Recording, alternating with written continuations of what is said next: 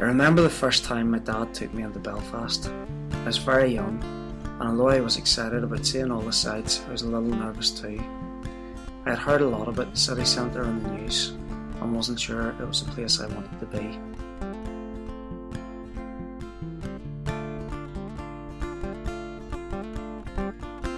On the bus tour, I put on a brave face as I sat beside my dad. However, inside my heart was racing.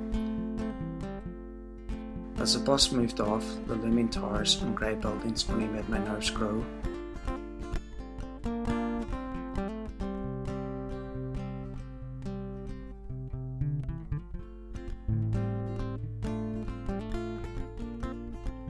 As we travelled to Stormont, my dad told me that this was the place where men gathered to argue and disagree over our small country. I remember looking at the statue and thinking, who is this man and why does he look so angry?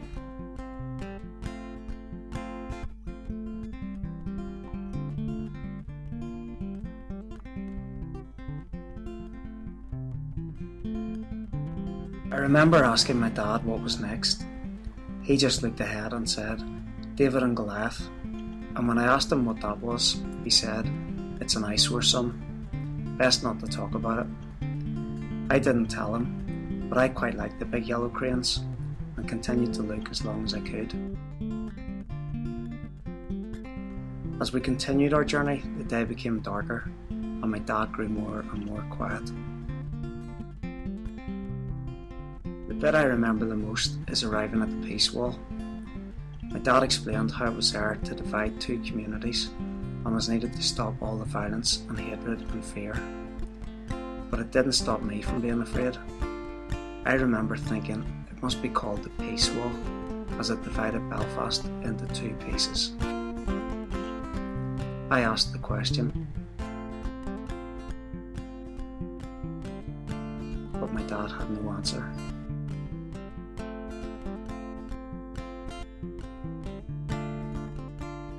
I remember the next time I found myself at the peace wall. This time I was alone and was surprised to find myself surrounded by so much colour. I tried to look at some of the images on the wall, and some seemed to have positive messages of hope and inspiration, unity and a shared future. But then I remembered what my dad had told me first time round, and as I walked I became more confused. The wall was still so concrete and so tall, and when I looked I could still see the barbed wire cutting its way through the heart of two communities. Instantly my hope gave way to fear, inspiration became despair, and I could no longer think of unity because I felt so alone. I looked for understanding, but I couldn't find any, and to my shame, I ran.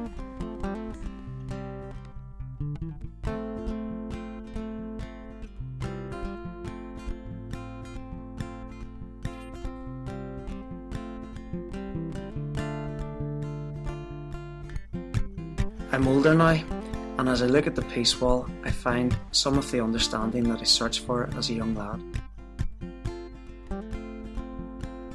Just as Belfast has embraced change, I find myself equally open to a new way of looking at the city I grew up in.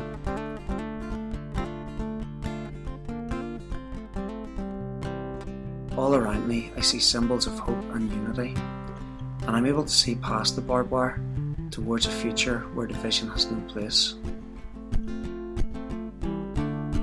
Maybe next time I come to the wall, I will bring my dad and we can both look again together. Well, I've been dancing with the devil, I've been shaking hands with God, but I still find religion falls beyond my cause. And I've been hanging out with cheaters, and I've been playing cards with frauds, but I still find crime stacks against my odds. And I won't steal, and I won't lie. These are the choices I have made for my new life.